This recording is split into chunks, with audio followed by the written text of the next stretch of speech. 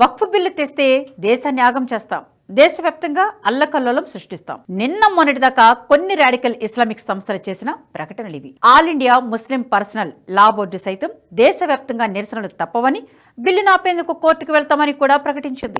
అయితే ఇందుకు భిన్నంగా అత్యంత శాంతియుత వాతావరణంలో వక్ఫ్ బిల్లుకు చట్టసభల ఆమోదం లభించింది. ప్రధాని మోదీ అందుబాటులో లేకున్నా అమిత్ షా అన్ని తానే వక్ఫ్ బిల్లును ముందుకు నడిపించారు. బిల్లు విజయవంతంగా ఉభయ సభలు దాటడంలో కీలక పాత్ర పోషించారు. వక్ఫ్ బిల్ పాస్ కావడంతో దశాబ్దాల యాతనకు దాదాపు తెరపడింది. బిల్లు పూర్తిగా అమలులోకి రాకముందే మార్పులు కూడా మొదలయ్యాయి. సామాజిక మార్పులే కాదు, రాజకీయ మార్పులు కూడా చోటు చేసుకుంటున్నాయి. దీనికి సంబంధించి సంకేతాలు సుస్పష్టంగా గోచరిస్తున్నాయి. దేవభూమి కేరళ నుంచి ఈ మార్పు మొదలైంది. వక్ఫ్ బోర్డుల అరాచకాలతో ఇన్నాళ్లు నరకాన్ని అనుభవించిన కేరళ క్రిస్టియన్లు సైతం మోదీ నాయకత్వం పైన, బీజేపీ పైన ప్రశంసలు కురిపిస్తున్నారు. ముఖ్యంగా మునమ్మం బాధితులు ఆనందం వ్యక్తమవుతుంది. లోక్సభలో వక్ఫ్ సవరణ బిల్లు ఆమోదం పొందగానే మునమ్మం వాసులు స్వీట్లు పంచుకుని వేడుకలు చేసుకున్నారు. వక్ఫ్ బిల్లు లోక్సభలో ఆమోదం పొందడంతో వారంతా నరేంద్ర మోదీ జిందాబాద్ జిందాబాద్ అంటూ పెద్దపెట్టిన నినాదాలు చేశారు. ఈ చట్టం అమలులోకి వచ్చిన తర్వాత తమ సమస్యలు పూర్తి స్థాయిలో పరిష్కారం అవుతాయని సంతోషం వ్యక్తం చేశారు. ఈ సందర్భంగా మునమ్మంలో పర్యటించిన బీజేపీ కేరళ అధ్యక్షుడు, కేంద్ర మాజీ మంత్రి రాజీవ్ చంద్రశేఖర్, భారత్ ధర్మ జనసేన అధ్యక్షుడు తుషార్ వెల్లపల్లి సహా పలువురు ఎన్డీఏ నాయకులకు మునమ్మం బాధితులు ఘన స్వాగతం పలికారు. వక్ఫ్ బిల్లు తీసుకొచ్చిన మోదీకి కృతజ్ఞతలు తెలుపుతూ మునమ్మం ప్రాంతంలోని 50 మంది క్రిస్టియన్లు బీజేపీలో చేరారు. తాజా బిల్లుతో వక్ఫ్ బోర్డుల అరాచకాల నుండి 610 కుటుంబాలకు విముక్తి లభిస్తుందని ఆశాభావం వ్యక్తం చేశారు. తమ భూములను రక్షించుకునేందుకు న్యాయస్థానాల్లో పోరాటం చేస్తామని ప్రకటించారు. అయితే తమ భూములు తమకు వచ్చే వరకు నిరసనలు మాత్రం ఇలాగే కొనసాగిస్తామని తెలిపారు మునమ్మం బాధితులు. మునమ్మం భూ సంరక్షణ సమితి కన్వీనర్ జోసెఫ్ బెన్నీ మాట్లాడుతూ వక్ఫ్ బిల్లు పాస్ కావడం సంతోషకరమైన పరిణామమన్నారు. చట్టం అమలులోకి వచ్చిన తర్వాత తమ ఆస్తులపై తమకు హక్కులను లభిస్తాయని ఆశాభావం వ్యక్తం చేశారు. ఈ సందర్భంగా రాష్ట్రంలోని కాంగ్రెస్, వామపక్ష ఎంపీలు పార్లమెంటులో తమ గోడును వినిపించడంలో పూర్తిగా విఫలమయ్యారని ఆగ్రహాన్ని వ్యక్తం చేశారు. మునమ్మంలోని ప్రజలు తమకు తరతరాలుగా వచ్చిన భూమిని అనుభవిస్తున్నారు. అయితే ఆ భూమిని కొన్ని తరాల క్రితం వారి పూర్వీకులకు ఎవరో విక్రయించారు. కానీ దాన్ని వారికి అమ్మలేదని, విరాళం కింద మాత్రమే ఇచ్చామని ఫరూక్ కళాశాల ప్రస్తుత యాజమాన్యం తప్పుడు ప్రకటనలు చేసింది. దీంతో రంగంలోకి దిగిన స్థానిక వక్ఫ్ బోర్డు అవన్నీ వక్ఫ్ భూములని ప్రకటించింది. దీంతో వివాదం మొదలైంది. వక్ఫ్ బోర్డు అరాచకాల నుంచి తమ భూములను కాపాడుకోవడానికి మునమ్మం భూ సంరక్షణ సమితి పేరుతో 173 రోజులుగా స్థానికులు రిలే నిరాహార దీక్షలు చేస్తున్నారు. కేరళలోని ఎర్నాకుళం జిల్లాలోని మునమ్మం తీర ప్రాంతంలో 404 ఎకరాల భూమి చుట్టూ మునమ్మం వక్ఫ్ భూ వివాదం తిరుగుతుంది. ఈ భూమిలో 610 కుటుంబాలు నివసిస్తున్నాయి. ప్రధానంగా లాటిన్ క్యాథలిక్ కమ్యూనిటీకి చెందిన క్రైస్తవులు, వెనుకబడిన వర్గాలకు చెందిన హిందువులున్నారు. ఈ కుటుంబాలు దశాబ్దాలుగా ఈ భూమిపై ఆధారపడి జీవిస్తున్నాయి. 1950లో నమోదైన వక్ఫ్ దస్తావేజును ఉటంకిస్తూ కేరళ రాష్ట్ర వక్ఫ్ బోర్డు ఈ భూమిపై హక్కులు పొందింది. అయితే ఈ భూమిపై చట్టబద్ధమైన హక్కులు తమవేనని, ఒకప్పుడు దాని నిర్వహణ బాధ్యతలు అప్పగించిన ఫరూక్ కాలేజీ నుంచి దశాబ్దాల క్రితం కొనుగోలు చేశామని నిర్వాసితులు చెబుతున్నారు. ఇప్పుడు కొత్త వక్ఫ్ చట్టం అమలులోకి వస్తే మునమ్మం భూములు ఎవరివనే విషయాన్ని న్యాయస్థానాలు తేల్చేస్తాయి. దీంతో వక్ఫ్ అరాచకాలకు తెరపడుతుంది. ఒక్క మునమ్మం మాత్రమే కాదు, దేశవ్యాప్తంగా మునమ్మం లాంటి ప్రాంతాలు ఇంకా ఎన్నో ఉన్నాయి. వక్ఫ్ అరాచకాలకు వెనుకబడిన వర్గాలు, ఆదివాసీలు నరకయాతన అనుభవిస్తున్నట్లు ఉదంతాలు ఉన్నాయి. అందుకే వక్ఫ్ సవరణ బిల్లులో గిరిజనుల భూమిని వక్ఫ్ పరిధిలోకి రాకుండా చేసిన కేంద్ర ప్రభుత్వ చర్యను వనవాసి కళ్యాణాశ్రమం స్వాగతించింది. వనవాసి కళ్యాణాశ్రమం అధ్యక్షుడు సత్యేంద్ర సింగ్ పేరుతో ఓ ప్రకటన విడుదలైంది. రాజ్యాంగంలోని 5, 6 షెడ్యూల్లోని గిరిజనుల భూములు వక్ఫ్ పరిధికి దూరంగా ఉంటాయని మైనారిటీ వ్యవహారాల మంత్రి కిరణ్ రిజిజు కూడా ప్రకటించారని ఆ ప్రకటనలో పేర్కొన్నారు. ఇదంతా కూడా తమ కృషి ఫలితమేనని వనవాసి కళ్యాణాశ్రమం ప్రకటించింది. ఈ ప్రకటన దేశంలోని వనవాసుల్లో సంతోషాన్ని, సంతృప్తిని కలిగించిందని తెలిపింది. గిరిజనుల భూములను కాపాడినందుకు కేంద్ర ప్రభుత్వానికి కళ్యాణాశ్రమం ధన్యవాదాలు ప్రకటించింది. వక్ఫ్ బిల్లుపై దేశవ్యాప్తంగా ప్రశంసలు కురుస్తున్నాయి.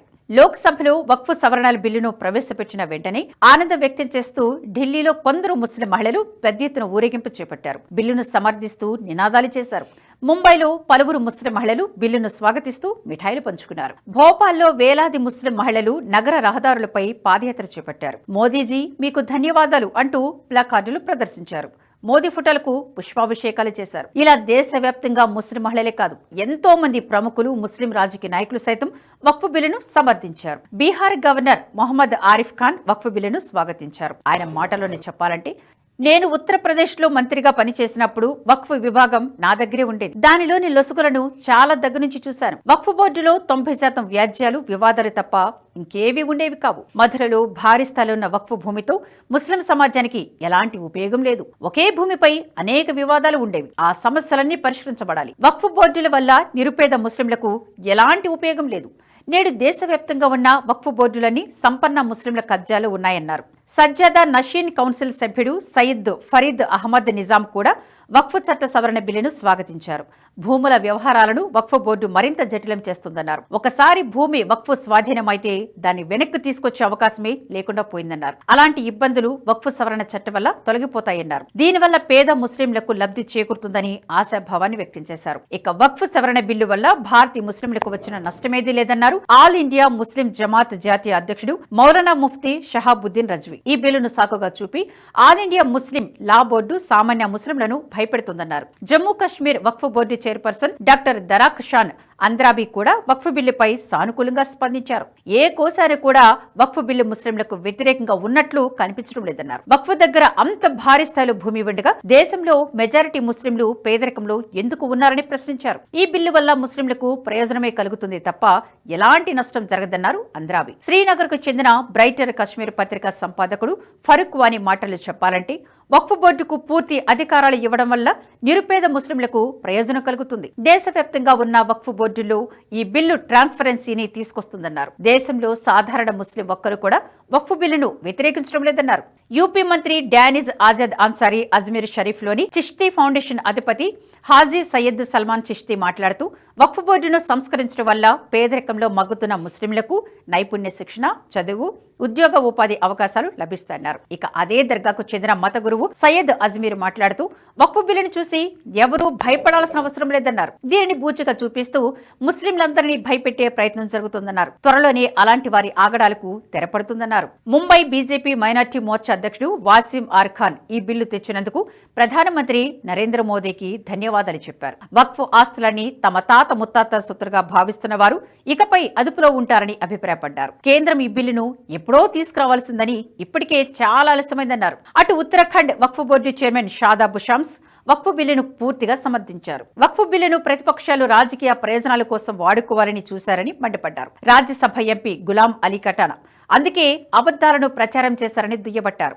నిజానికి వక్ఫ్ బిల్లుతో పేదరికంలో ఉన్న ముస్లింలకు లాభం చేకూరుతుందన్నారు. Delhi house committee chairperson Kausar Jahan సైతం వక్ఫ్ బిల్లును స్వాగతించారు. వక్ఫ్ వ్యవస్థలో జవాబుదారీతనం, పారదర్శకత, నిష్పక్షపాత ధోరణిని సాధించడంలో ఈ బిల్లు గొప్ప ముందడుగన్నారు. ప్రస్తుతం వక్ఫ్ బోర్డు వక్ఫ్ ఆస్తులను పరిరక్షించుకోవాలంటే మార్పులు ఖచ్చితంగా అవసరమన్నారు. కబ్జాదారుల చేతిలో మోసపోయిన ముస్లింలకు ఇప్పటిదాకా ఎలాంటి లాభం జరగలేదని, కొత్త వక్ఫ్ చట్టంతో వారి సమస్యలు తీరిపోతాయన్నారు. గత ప్రభుత్వాలు కేవలం కోటీశ్వరులైన ముస్లింల గురించి మాత్రమే ఆలోచించేవన్నారు. Maharashtra minority commission chairman Pyare Khan నిరుపేదలు, సంపన్నుల చేతుల్లో నష్టపోయిన ముస్లింల గురించి పట్టించుకునేవారు కాదన్నారు. కాంగ్రెస్ పాలకులు పేద ముస్లింల సంక్షేమ గురించి నోరు విప్పిన పాపాన పోలేదని మండిపడ్డారు. తాజా వక్ఫ్ బిల్లుతో ముస్లింలలోని నిమ్న వర్గాలకు భరోసా ఇస్తుందన్నారు ప్యారే ఖాన్. ఇలా దేశవ్యాప్తంగా ఎంతో మంది ముస్లింలు వక్ఫ్ సవరణ బిల్లుకు సంపూర్ణ మద్దతు తెలిపారు. ఈ పరిణామాన్ని గమనిస్తే దేశంలో నిజమైన భారతీయ ముస్లింలకు ప్రాధాన్యత వహించేవారు చాలా తక్కువగా ఉన్నట్లు అర్థమవుతుంది. ఈ వీడియో మీకు నచ్చినట్టయితే లైక్ చేయండి, 10 మందికి షేర్ చేయండి. అలాగే కామెంట్ల రూపంలో మీ అభిప్రాయాలను మాతో పంచుకోండి. Nationalist hub group of channels ను సబ్స్క్రైబ్ చేసుకుని తెలుగునాట జాతీయవాద జర్నలిజాన్ని ప్రోత్సహించండి. ఈ వీడియో కింద ఉన్న బెల్ ఐకాన్ పై క్లిక్ చేయడం మర్చిపోవద్దు.